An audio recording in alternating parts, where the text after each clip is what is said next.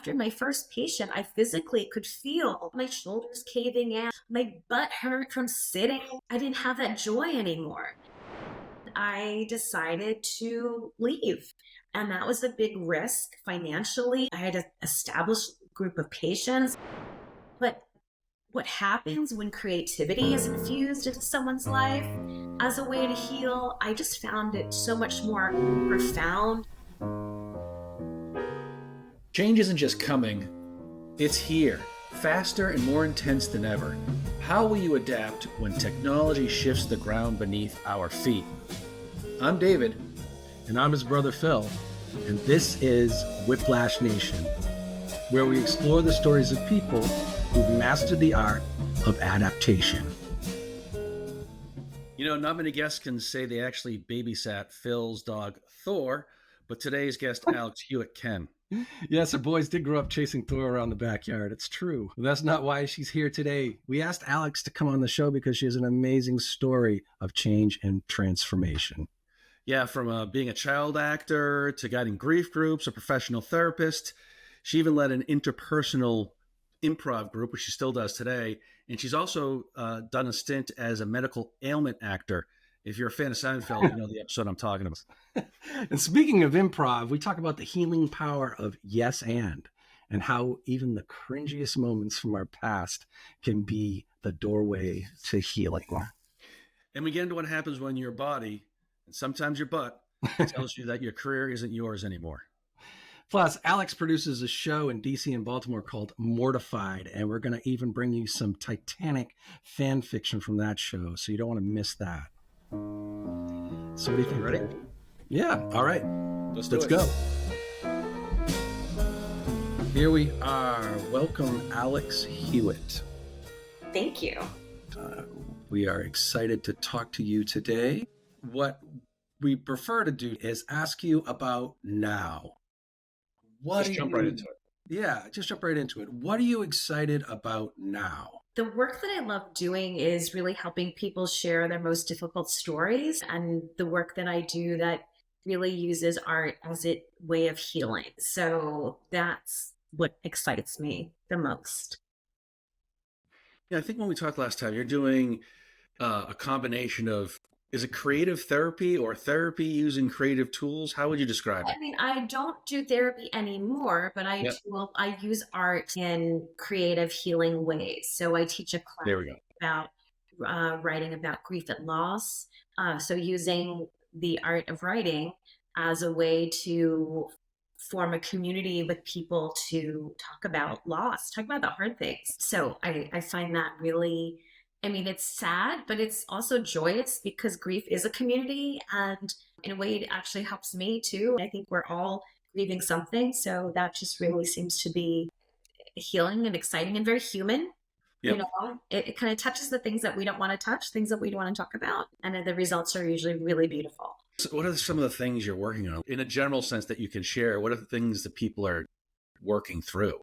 You know, loss of parents or loss of a child or loss of a relationship. I think people are still dealing with the pandemic, like just the way the world has changed. You know, grief doesn't go away, and something that happens 10 years ago can be just as fresh as something that happens a week ago or a month ago or a year ago. When we grieve now, like we're showing love, to using art to pay tribute, to pay homage to somebody. Sure. So that's really, I know for me, it was really helpful in writing. I wrote my book after my parents died and my aunt died, and then I had subsequent people die in my life. So I keep writing, and I write about things that are funny. I try to find the things that are funny or weird to kind of just get me through it.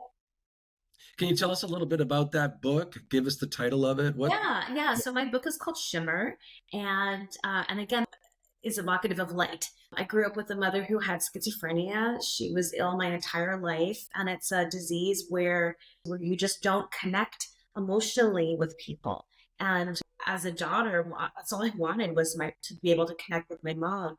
So in my life, like that's what I try to do, is like help people connect. So the book talks about what it was like for me as a child, how art and creativity helped me heal and survive I lived in my imagination. I wrote plays and put on plays and had a mini talk show to my stuffed animals when I was a little girl. I did all kinds of creative things with my neighbors and played the piano and took dance lessons and sang. And so for me, all those creative things just like were a distraction and also a way to find joy and healing. And so the book talks about, my coping mechanisms as a kid. I have anxiety and I didn't realize I did until I was older because I grew up in this really on edge life as a child. The book is a lot about grief and also dealing with my parents' death. So it's about life, death, motherhood, and just trying to find the joy and humor and how art can heal. So that's fantastic. Another thing, you are the producer of a show that I really admire. Could you talk a little bit about that? Yeah, so the show is called Mortified, and I produce the chapters in Baltimore and DC, and it's a storytelling show where adults share their childhood archives. So diaries, love letters, poetry, crap that you have in a box in your basement or your parents' attic that you never thought you'd share with another human being. I've had the privilege of meeting with people and they share their diaries, things that were so private or like locked up, and I get to go spelunking through their childhood crap and find a narrative and find things that are funny, find things that are compelling, and I help craft it to put together to share something on stage, including like your middle school picture or your the love letter you wrote that you never sent, or the cartoon you drew of your teachers or whatever. There's just, people have some weird crap, voyeuristic and angsty, but also I think it helps us fall in love with our childhood self. And that's another example of like the things that are hard to share. If you're like, oh, what a dope I was, what an idiot. It helps us realize we're all a bunch of idiots and we don't know what we're doing. Because as a kid, you really don't know what you're doing because everything's new. And as an adult, I don't know what I'm doing all the time to you guys. Right? And so it's really funny and poignant. And it's just, and as a background as a therapist too, it sort of takes the things that were private and we share them, so it's no HIPAA and it's celebrates the fragility of humanity and the delicateness of what it's like to be an adolescent. And so people get on stage and they read their own, for example, diary, and you interview them? No, or you act out things? I meet with them to go through what they have because some people have years of material. I work with people to find what we can put together in 10 minutes to share on stage. We show slides, maybe drawings they drew, the drawings of like what they thought sex was going to look like, or, and then as a kid, they're like, you don't know. So it's really funny and precious. What's one thing that stands out in your mind that you were like, oh my God? There are so many. There are just so many. I mean, oh my God. I've been to it a couple times, Dave. It's just, it's so funny. One of my favorite pieces, Cynthia, there's a podcast that you can listen to, Cynthia Dorsey. She thought the first time she went to a gynecologist meant she lost her virginity. And she wrote a poem about it. And it's epic and just hysterical. You don't know these things as a kid. We've had people write fan fiction, erotica about NSYNC. And NSYNC, just to be clear, yeah. Lord of the Rings fan fiction. There was a novel written by a 10-year-old that was very much soap opera-ish because the parents were always fighting. So we actually presented it on stage as a staged reading because there was so much dialogue. We had a dancer and she was really in love with Leonardo DiCaprio and obsessed with Titanic. So she did a lot of Titanic fan fiction. She choreographed a dance to the theme for Titanic that she was going to share at her 5th grade talent show, but never did. So in her 30s, she put on a tutu and I recited the steps and she danced. I have stuff about boys, lots of boys. I have bad poetry. I wrote an op-ed on why I think a woman should be president. And I created a wardrobe of what the female president should wear. I hope one day that comes true. Amazing.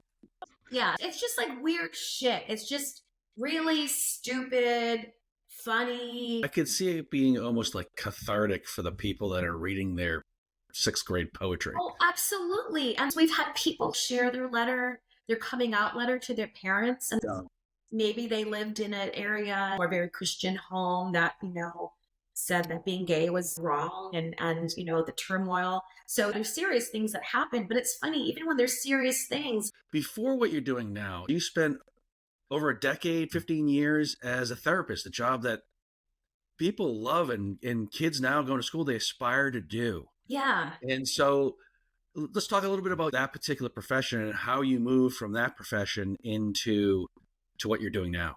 I think there's a through line to everything. I became a therapist because my mom had this mental illness, and I was curious as a child and always frustrated, like, why isn't she getting better? And I knew I couldn't help her. And I love stories, and I'm just curious about human behavior, which is also a through line to acting and theater and storytelling. And I really am curious about people. I like to connect with people. I knew I was really good as a therapist. And I would remember if someone tells me their story, like I rarely took notes. And I used to hate taking notes because I didn't want patients to be like, what are you writing down? Why'd you write that down? I loved helping people work through their trauma or their pain, adults and children. And it was harder for me, I think, to work with kids, harder for my heart to separate. I would go home kind of crying, but you have to really build up a little bit of a separation because you're not someone's friend. So it's different. But, to really be a listener, to be a mirror to what they're saying. I worked in a private practice on and off for about 15 years and loved it.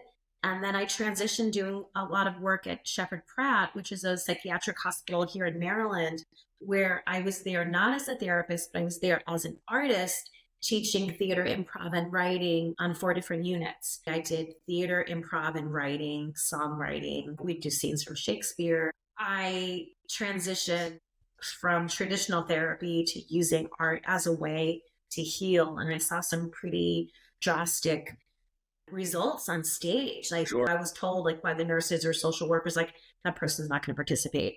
And maybe initially they didn't. And a lot of them, especially the kids that aren't told, okay, lady, whatever. But then that something would happen. And you could see their bravery bloom. And it was magical. But it was for them. And it was beautiful. It's the thing that helped me as a kid. That's the kind of work that I am doing now. And I really believe in it. There's a story that you told us when we first talked. And you had taken a break from therapy. And I don't know if it was before you went to what you were just talking about. But you had gone to a summer-long program. I was teaching a theater camp, And you came back. Yeah. And tell us about that moment when you realized my old job is not for me anymore. Yeah, there's always that moment where there's something. We look for that on the show. It's there's always, we call it the trigger, but what's the aha moment when, for me, for example, I've had too many jobs, but I always know that at the beginning of a job, I don't notice the commute at all. I'm pretty happy. I'm driving to work. But when I start to notice the commute, I know that the job is done. Yeah. Right. So for you, you mentioned something. So tell us about that. Yeah, no, for sure. So, I was a therapist and I would see my patients all year round. And I had a summer opportunity to teach a theater camp for an entire month. And it was K through 8. And it was all day, which meant I wasn't going to be able to see patients for about a month.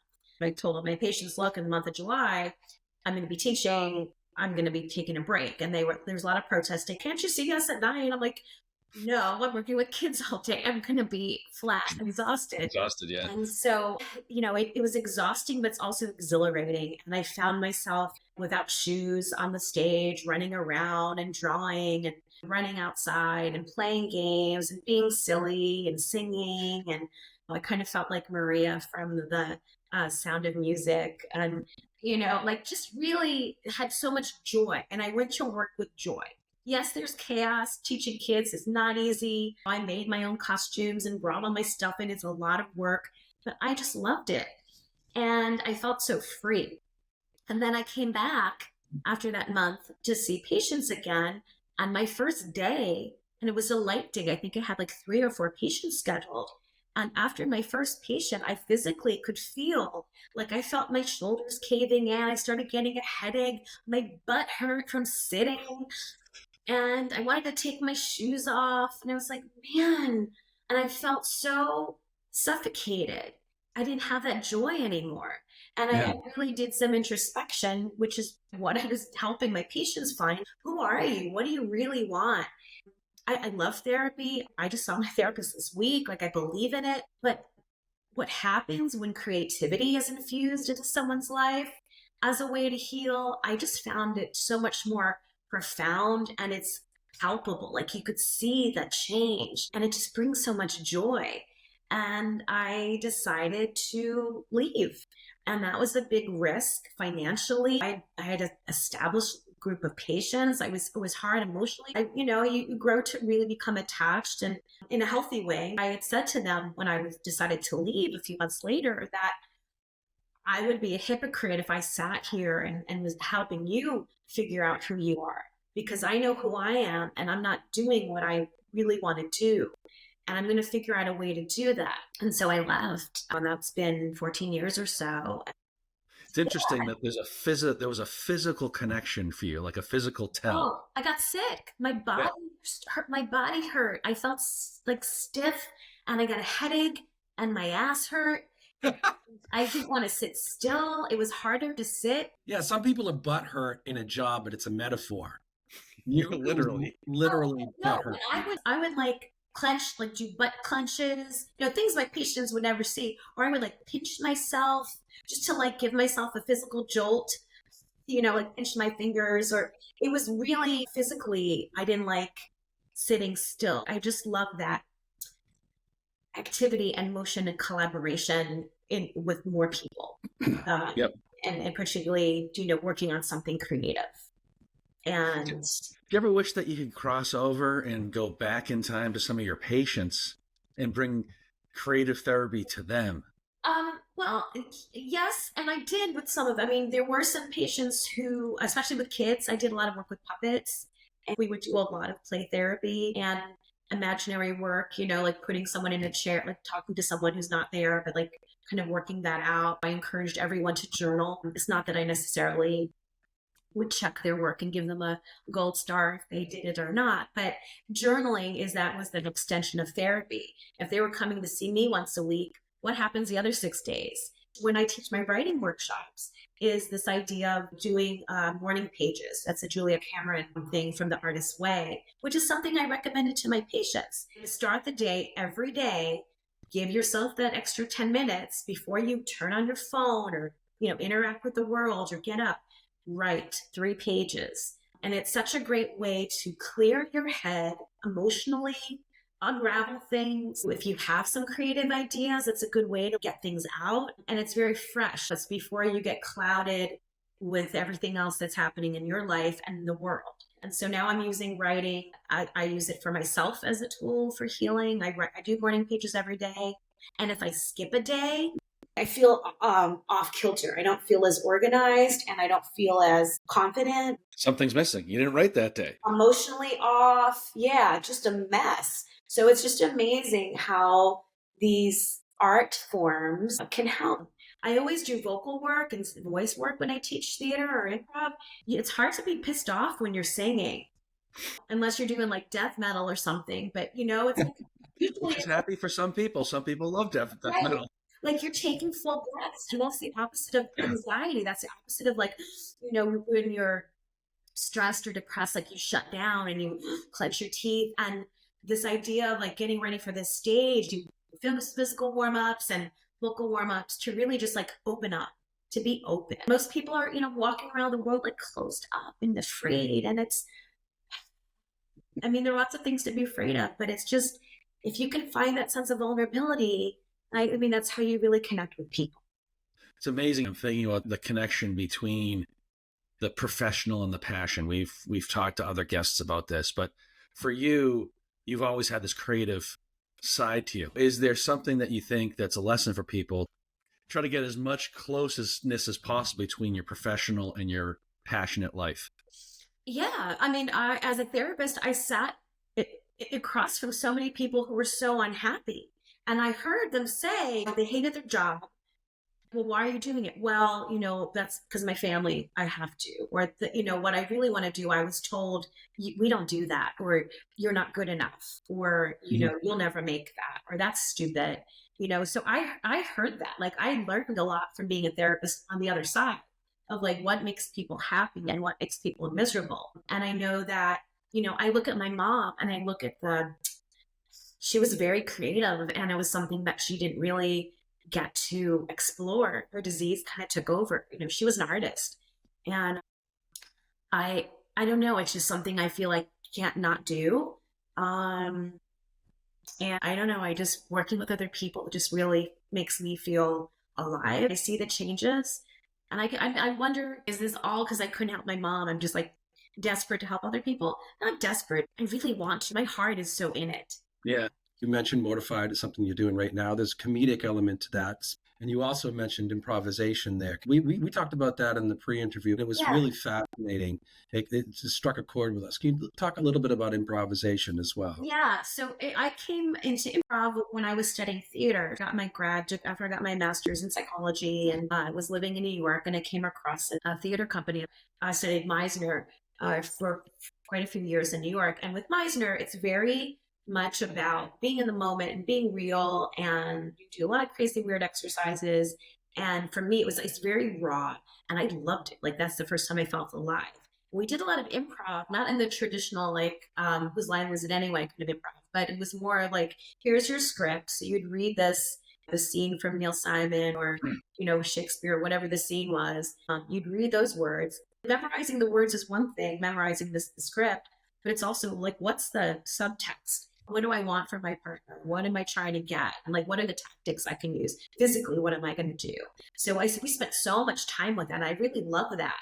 And it kind of took the stress out of like, I have to memorize these lines and say these lines like a robot, as opposed to it's going to live in my body. And once I know what I want, those words are going to make more sense because it's like, it's in me.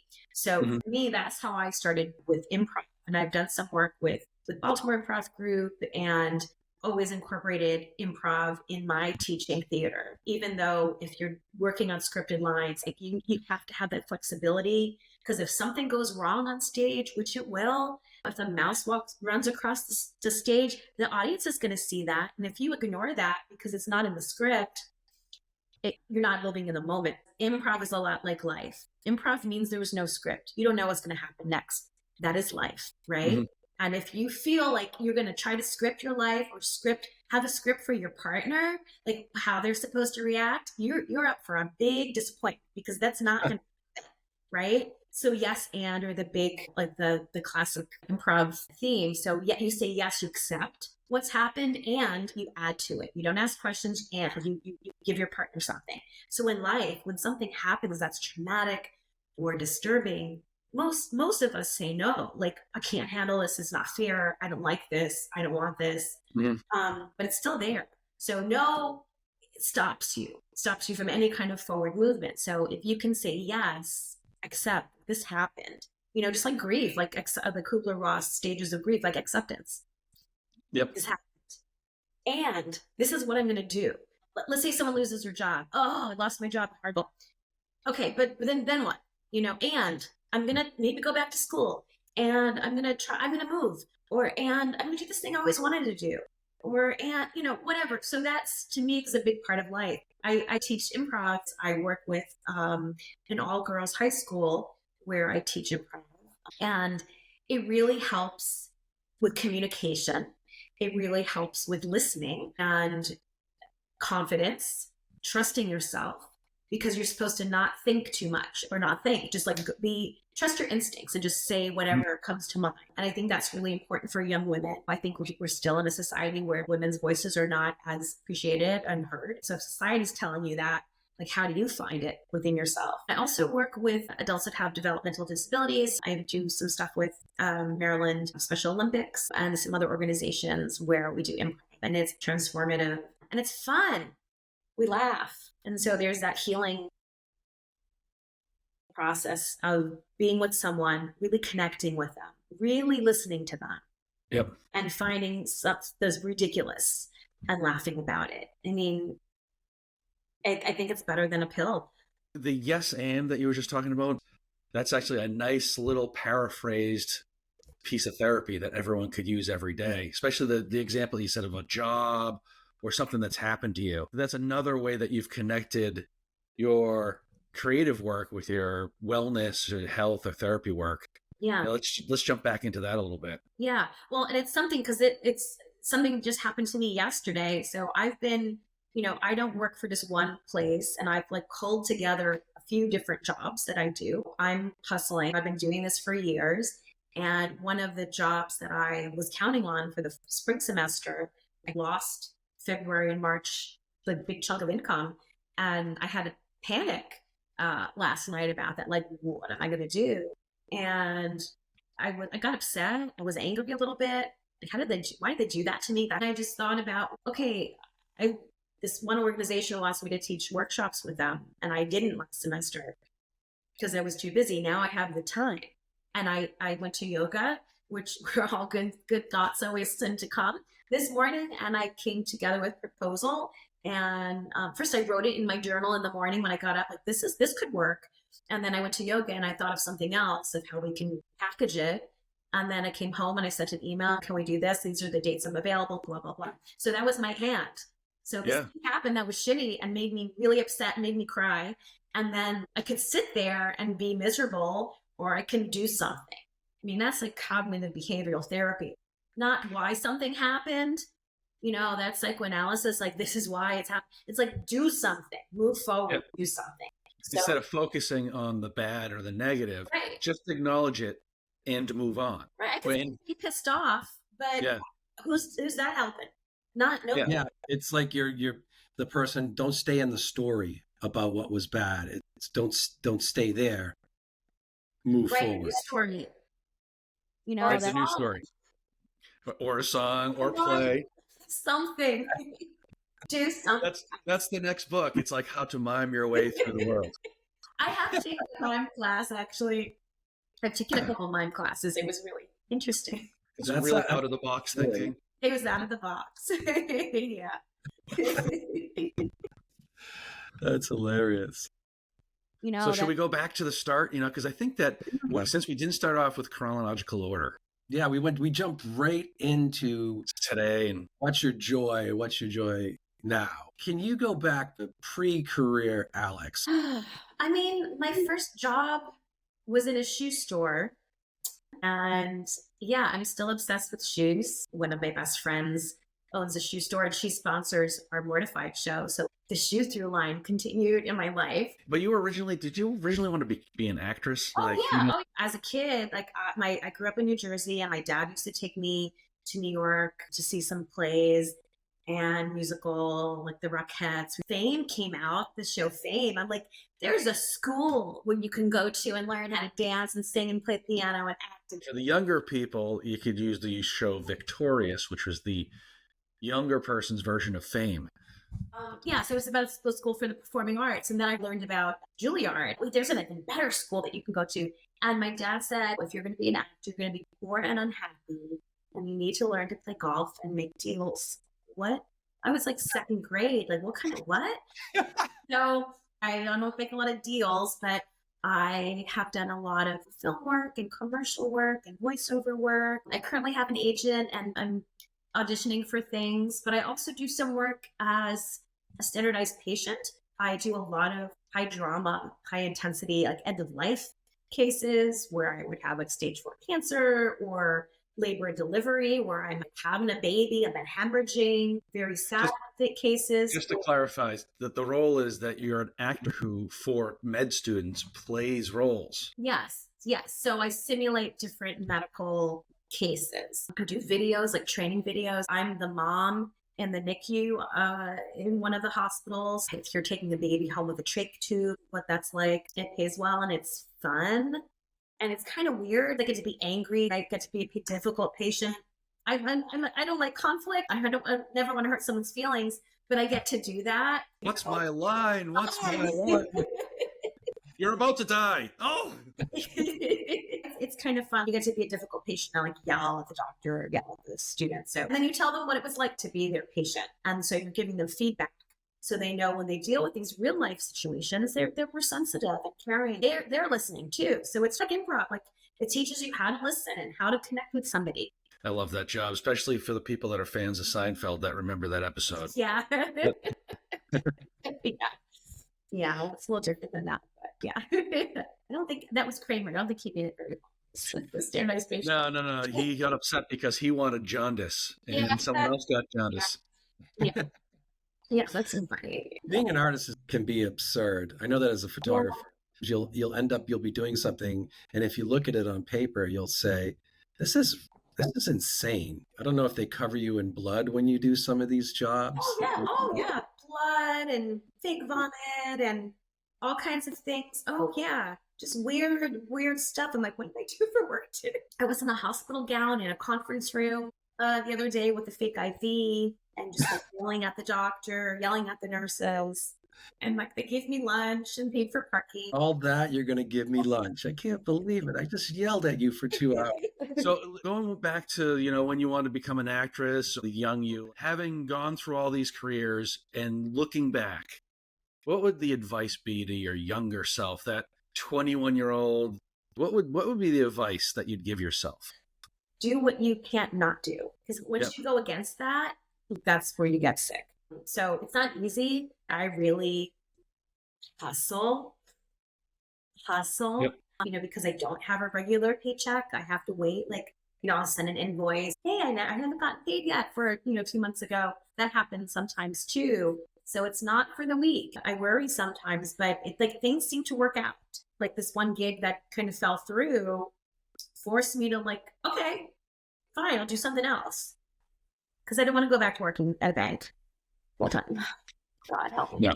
You know, try to, you know, really listen to you. You know, people are going to tell you what to do, who you should be, what we are, whatever families, you know, thing is, what you're not good at, or you're not good enough. I own a house and I own a car and I've raised 2 children. I've worked hard to do all these things. I'm really grateful for the struggle because I think it just makes me more passionate for the things that I do. Yeah. And it's never boring too. That's the thing. Maybe that's just part of who I am. I guess I'm a little or a lot ADHD. I get bored. I'm a good juggler with different projects and I finish them and I move on to the next one. And they're different. You're using the yes and for all of these. Yeah. It has come into corporate culture in the workspace. It just stops conversation when someone says, "Oh, we don't do it that way." Yeah, don't even talk about it. I did a corporate gig for a finance company with a Baltimore Improv group a few years ago, and we went in to do some, you know, HR, what not to say kind of thing, and it was through improv. It was really fun. But I have to say, as empowering yes and is, saying no could also be very affirmative. Obviously, like if it's not safe, you know, no could save your life. If you know it's something that's harmful for you, or maybe you're overloaded. And I think artists sometimes do that. They take on these projects. So wait, this is too much. I can't possibly meet all these deadlines. You know, knowing when to say no can also be very affirmative. Yeah, because even that's the analogy for switching careers. When your butt hurt, you knew no was the right answer. Exactly. Right. Get off my butt and find something more active and something more enjoyable. Yeah. Yeah. I can imagine when you're hustling and you're doing all of this and you don't know and you're waiting for checks, that potentially could lead to burnout. Mm-hmm. They don't want to say no because it's so uncertain. Can you talk about that a little bit? I've not been shy about asking and connecting and creating partnerships and collaborating with people to create work. So it just keeps things fresh and exciting for me too. Love therapy, and it was because like you go in every day and everyone has a different story. You know, that's exciting too. But I just knew I needed something more active and more creative and collaborative. The way you describe it, it's service. It's a process that's either bringing you out or to a new place, or it's bringing the people out to a new place, just without all the HIPAA rules. Yeah, you know, my dad taught me that like we're here to help other people. And I really feel that maybe because I didn't get that as a kid, like I didn't have that connection. Like there's such a beautiful thing about helping humans connect. It's kind of the opposite of corporate culture. But when you think about it, like people are trying to sell you stuff. How do you connect with a human being? Like how do you tell their story? How do you sell this thing? How do you get to that human element of things? I'm proud of myself too for the things that I've created. The work that I do. And I am proud of you too. And I am grateful that you're here, Alex Hewett. Thank you so much for coming on to Whiplash Nation today. It was an honor to be here. If you want to find out more about Alex, go to alexanderhewett.com. And if you're in DC or Baltimore and want a night of hilarious, awkward childhood memories, go see a Mortified show. You can find all the details at getmortified.com. Trust me, it's therapy via middle school poetry. As always, a big thanks to Michael Leventhal, who composed our theme music and somehow made existential whiplash sound like a bop. Till next time, stay flexible, stay human.